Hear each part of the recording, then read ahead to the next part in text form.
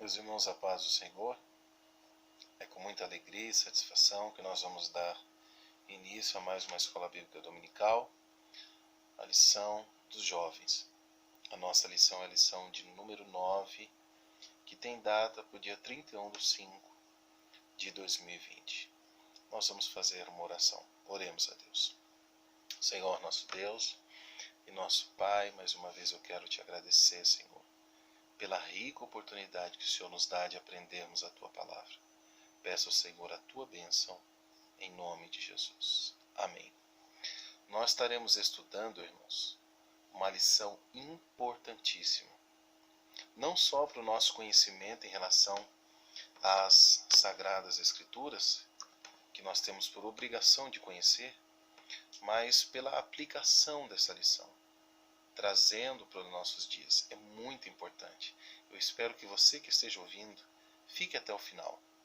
Eu tenho certeza que muita coisa você vai aprender, assim como eu também aprendo e coloco em prática aquilo que eu estou ouvindo. O nosso título diz assim: os gibeonitas enganam Josué. Josué era o líder da nação de Israel, que tinha a missão de adentrar agora, com todo o povo de Israel, a terra prometida e conquistá-la. Então, ele usaria a sua espada, a sua força e também a sua fé em Deus.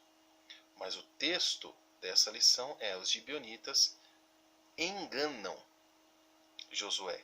Esse mesmo Josué que em lições passadas nós estudamos, que o príncipe dos exércitos do Senhor apareceu a ele como general, como aquele que iria lhe dar informações preciosas de que forma que ele ia batalhar contra Jericó. Agora ele é enganado. Vamos lá, o texto do dia está aos Efésios capítulo 5, versículo 15. Portanto, vede prudentemente como andais, não como necios, mas como sábios. Então a lição vai tratar muito sobre prudência, sabedoria. Esteja atento nas coisas que estão à sua volta. Então vamos lá. A nossa síntese: precisamos estar vigilantes quanto àqueles que com artifícios mentirosos tentam nos fazer abandonar a nossa fé. Precisamos estar bem atento.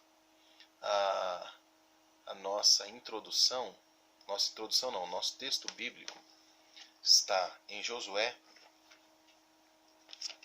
Josué, eu convido você a ler esse texto na sua casa, mesmo depois que acabar essa aula, leia de novo. É um texto importantíssimo que nós vamos aprender muita coisa. Se Josué, que viu o príncipe dos exércitos do Senhor, que Deus falara com ele, que seria com ele como foi com Moisés, foi enganado, imagine nós se não vigiarmos. Capítulo 9 de Josué, versículo 1 ao versículo 6, e depois versículo 15 e versículo 16. Diz assim: E sucedeu que, ouvindo isso, todos os reis que estavam daquém do Jordão, nas montanhas e nas campinas e em toda a costa do grande mar, e em frente do Líbano, os heteus, amorreus, cananeus, e os ferezeus, os heveus e os jebuseus, se ajuntaram eles de comum acordo para pelejar contra Josué e contra Israel. Então o que acontece? Josué e Israel venceram Jericó, que era uma cidade poderosíssima e que se tinha muralhas grandes. Com certeza eles viviam em guerra em torno deles. Então agora essas cidades, estados que haviam ali em Canaã, deveriam se guerrear muito por causa de poder. Mas agora, com a chegada de Israel, Israel vence Jericó, vence também Ai, essas cidades ficam temerosas. Agora a inimizade que havia entre eles cai por terra, eles se unem para tentar combater Josué e Israel. Versículo 3. E os moradores de Gibeão, ouvindo que Josué fizera com Jericó e com Ai, Gibeão seria a próxima cidade a ser conquistada por Josué. Versículo 3. Os moradores de Gibeão, ouvindo o que Josué fizera com Jericó e com Ai, usaram também de astúcia. O nosso inimigo, ele é astuto também. E foram e se fingiram embaixadores, e tomaram sacos velhos sobre os seus jumentos, e odres de vinho velhos, e rotos, e remendados, e nos pés sapatos velhos e remendados, e vestes velhas sobre si. E todo o pão que traziam para o caminho era seco e bolorento. E vieram a Josué ao arraial, a Gilgal, e lhe disseram a ele e aos homens de Israel, vimos de uma terra distante, fazei, pois, agora concerto conosco. Então, eles se disfarçam, os gibeonitas, colocam roupas velhas, pão embolorado, trazem coisas velhas, mas que seriam presentes a serem entregues aos líderes de Israel, principalmente Josué. E eles estão se fazendo de embaixadores, que representam um povo distante, que não está em Canaã, mas um povo distante, e que veio fazer paz com Josué, como se estivesse reconhecendo a nação de Israel, o exército e o seu poder. O que vai acontecer? Versículo 15. E Josué fez paz com eles, e fez um concerto com eles que lhes daria vida.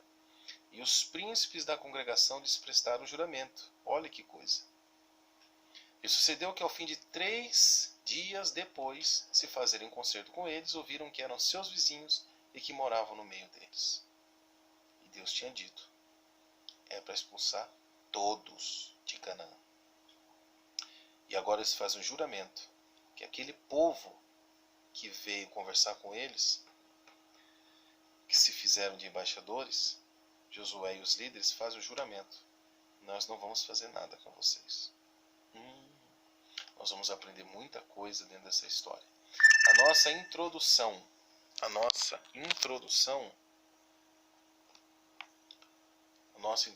diz assim, peraí, irmãos, está dando um problema aqui na minha conexão. A nossa introdução diz assim: as notícias a respeito da vitória sobre Jericó e Ai espalharam-se rapidamente por todas as cidades reinos vizinhos, motivo pelo qual os gibeonitas ficaram bastante preocupados. Sabiam que seriam os próximos a serem atacados pelo exército dos israelitas. O medo fez com que os gibeonitas desenvolvessem um plano ardiloso contra o povo de Deus. Eles se disfarçaram de embaixadores advindos de um país distante e de modo astuto convenceram Josué das vantagens de se fazer uma aliança com eles. Josué não consultou ao Senhor antes de fazer uma aliança com os gibeonitas. Esse é um ponto principal que nós vamos destacar nessa lição, que Josué não consultou ao Senhor. Ele não falou com Deus se poderia ou não fazer essa aliança. Por isso Deus permaneceu quieto, em silêncio. E 3 dias depois descobriu que havia sido enganado, pois os supostos embaixadores eram na verdade integrantes de um povo inimigo e vizinho, que estava em rota de colisão com o povo de Deus. Tópico 1. Os inimigos se unem contra Israel. Subtópico 1. A inveja dos inimigos. Versículo 1, versículo 2 que nós lemos da nossa leitura, que diz que os inimigos se reúnem. O capítulo 9 do livro de Josué tem início com as notícias da vitória dos hebreus sobre os habitantes da terra diante das vitórias do povo de Deus. Os reis que estavam naquém do Jordão, nas montanhas e nas campinas e em toda a costa do grande mar se uniram para combater os hebreus. É interessante perceber que, de acordo com a história, aqueles povos não eram unidos. Antes, pelo contrário, frequentemente havia guerra entre eles. Por isso, muitas de suas cidades eram verdadeiras fortalezas. Então agora, para derrubar o povo de Deus, essas cidades-estados que havia, essas fortalezas que haviam, e que com certeza guerreavam entre elas, agora se unem num só propósito: destruir o povo de Deus. Subtópico 2. Os inimigos são numerosos. Impressiona a descrição da quantidade de povos cananeus ao oeste do Jordão, que se uniram contra Israel. Então todo esse povo que se une, irmãos, eles são maior do que o exército de Israel, porque era muita gente. Então os inimigos são muito mais numerosos agora contra Josué e contra Israel. Subtópico 3. O mal atua em várias frentes. Os cananeus se juntaram para combater Israel de modo ardiloso e mentiroso. Então tem um exército se juntando, se reunindo, um povo maior que Israel, só que o inimigo não veio de frente agora. O primeiro adversário dele agora nessa batalha são os seus vizinhos. Só que eles vêm, agora o texto que o nosso comentarista usa, os cananeus se ajuntaram para combater Israel de modo ardiloso, mentiroso. No Novo Testamento, a palavra grega correspondente para astúcia é panorgia, a qual igualmente pode significar artimanha, sagacidade ou sabedoria ilusória ou falsa. E foi usada quando Paulo expressou sua preocupação em que os coríntios fossem enganados pelo inimigo da mesma forma que Eva foi. Vamos ler esse texto? Lá na segunda carta de Paulo aos Coríntios, capítulo 11. Segundo aos Coríntios, capítulo 11, o versículo de número 3. Mas temo que assim como a serpente enganou Eva com a sua astúcia, assim também sejam de alguma sorte corrompidos vossos sentidos, e se apartem da simplicidade que há em Cristo Jesus. Então, a preocupação de Paulo é que Satanás, que era sagaz e astuto, enganassem eles. Assim como ele enganou a Eva, Eva foi iludida a respeito dos benefícios que ela receberia se ela comesse da árvore do conhecimento do bem e do mal. Então ela foi iludida. Ela pecou por espontânea vontade, mas ela foi iludida. Assim, a preocupação de Paulo com a igreja de Corinto era da mesma forma. E agora nós vamos ver alguém que foi iludido, enganado também, que foi os líderes de Israel e Josué. Subtópico 2. A astúcia dos gibeonitas. Por isso é importante nós atentarmos para isso, que nós podemos também ser enganados, se não vigiarmos e sermos prudentes. A astúcia dos gibeonitas. Subtópico 1. As aparências enganam. Versículo 4 de Josué, capítulo 9, versículo 4, que é o nosso texto, versículo 5.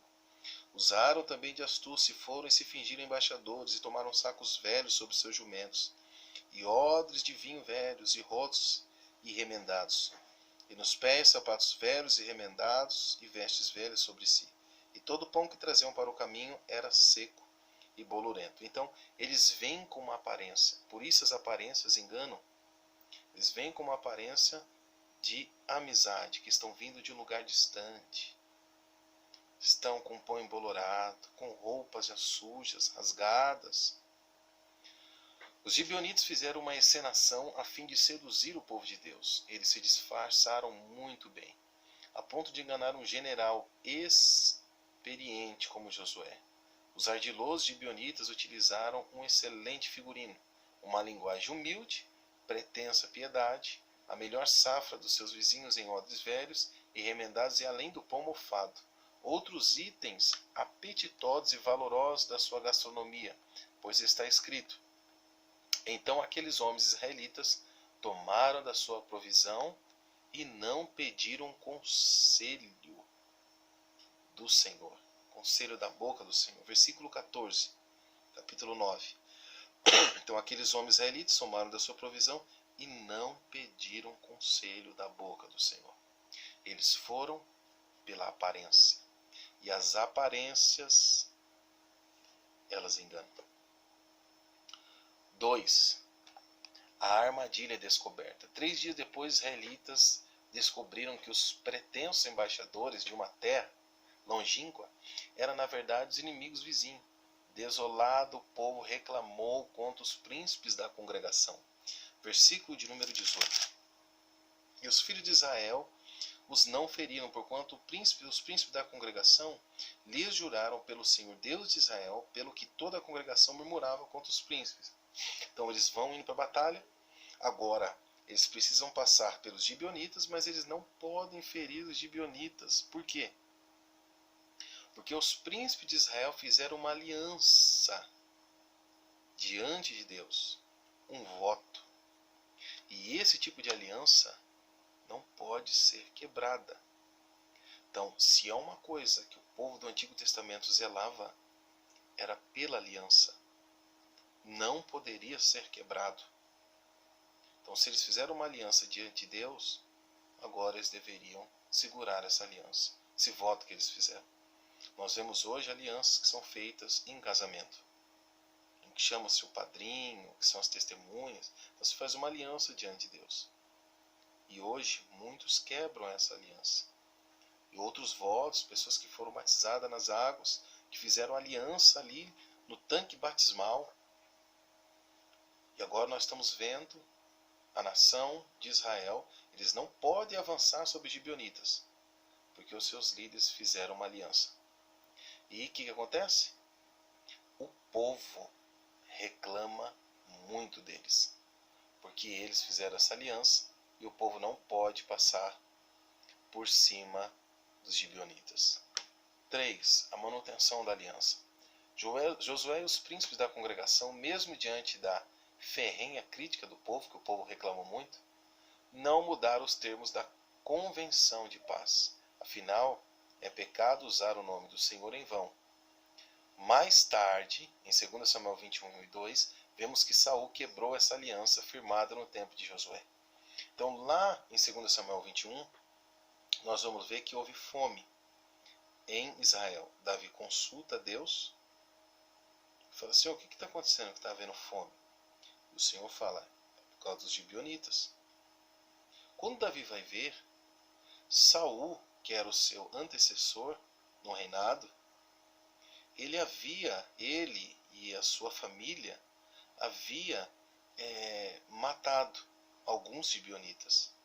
Talvez no zelo de manter ou de cumprir alguma ordem de Deus, ele vai e mata os gibeonitas. E isso não foi agradável aos olhos do Senhor, porque foi feita uma aliança lá atrás, e Deus zela pela aliança. Agora o povo está reclamando que querem passar, mas os príncipes de Israel, eles zelam pela essa aliança e não quebram. Uma história de juízo e misericórdia, é o tópico 3. Os gibeonitas são punidos, versículo 19, versículo 20, do capítulo 9. Então todos os príncipes disseram a toda a congregação: nós juramos pelo Senhor Deus de Israel, pelo que não podemos tocar-lhes. Isto, porém, lhes faremos: dar-lhe-emos a vida, para que não haja grande ira sobre nós por causa do juramento que já lhes temos jurado. Disseram-lhe, pois, os príncipes: vivam, e se tornaram rachadores de lenha e tiradores de água para toda a congregação, como os príncipes lhes haviam dito. E Josué os chamou e falou-lhes, dizendo: por que nos enganaste, dizendo: muito longe de vós habitamos, morando vós no meio de nós? Agora, pois, sois malditos, e dentre vós não deixará de haver servos, nem rachadores de lenha, nem tiradores de água para a casa do meu Deus. Então observe que os príncipes falam que eles serão rachadores de lenha para o povo. Agora Josué fala que eles serão rachadores de lenha para a casa de Deus, não para o povo. Então, os gibeonitas, eles são punidos. Quando viu que havia sido enganado, Josué ficou bravo. E naquele dia Josué os deu como rachadores de lenha e tiradores de água para a congregação, e para o altar do Senhor até o dia de hoje, no lugar que escolhesse. Tudo porque os príncipes da congregação não consultaram ao Senhor. Se eles tivessem buscado a Deus, eles não seriam enganados. Deus não permitiria que a pessoa seja enganada. Sobre o tópico 2, uma significativa mudança. Os príncipes, diante da descoberta do engano, sugeriram que os gibeonitas fossem escravos de toda a congregação. Versículo 21. Eles seriam rachadores de lenha de toda a congregação. Mas Josué fez uma significativa alteração e tornou-os escravos do santuário de Deus, que é o versículo 23. Agora, pois, sois malditos dentre vós, não deixará de haver servos, nem rachadores de lenha, nem tiradores de água para a casa do meu Deus. Assim Josué curiosamente os puniu e ao mesmo tempo também os abençoou, pois uma maldição não cai sobre quem não merece. Então o que vai acontecer? Eles não vão cair na mão dos homens, mas eles vão ser escravos de Deus. Uma significativa mudança. É melhor cair na mão de Deus do que na mão dos homens. Subtópico 3. Bênção no lugar da maldição. Talvez a postura humilde dos gibeonitas tocou o coração do Eterno, sendo destacado para o serviço perpétuo na casa de Deus. O Senhor os abençoou e eles se tornaram participantes de alguns direitos usufruídos pela casa de Levi. Versículo 23. Agora, pois, sois malditos, e dentre vós não deixará de haver servos, nem rachadores de lenha, nem tiradores de água, para a casa do meu Deus. Então, o que eles fizeram, com medo de Israel, a misericórdia de Deus depois os alcança. Eles se tornam servos, mas da casa de Deus, não dos homens. A justiça de Deus atua sempre em favor daqueles que estão arrependidos, como neste caso os gibeonitas se arrependeram do que fizeram. Então a nossa conclusão, a história dos gibeonitas nos ensina importantes lições. Uma delas é que jamais devemos tomar qualquer atitude sem antes consultar ao Senhor. A segunda é que precisamos estar atentos às ciladas do inimigo, pois ele é ardiloso e suas mentiras podem nos impedir de herdar a terra prometida pelo Senhor, a nova Jerusalém. Então nós precisamos tomar um grande cuidado. Nosso inimigo é ardiloso. Em tudo, dentro dessa lição, nós aprendemos uma coisa. Aonde foi o erro dos líderes de Israel? Capítulo 9, versículo 14, o final. Não pediram conselho à boca do Senhor. Tudo o que você for fazer, peça conselho a Deus. Se Deus está nesse negócio, se é Deus que está preparando isso, se realmente isso vem do Senhor. Deus não deixará você ou eu sermos enganados se consultarmos a Ele. Por isso, seja prudente, seja sábio, consulte ao Senhor. Oremos a Deus. Senhor, nosso Deus e Pai, queremos te agradecer por mais essa oportunidade, por mais essa aula maravilhosa, Senhor. Eu te agradeço em nome de Jesus. Amém.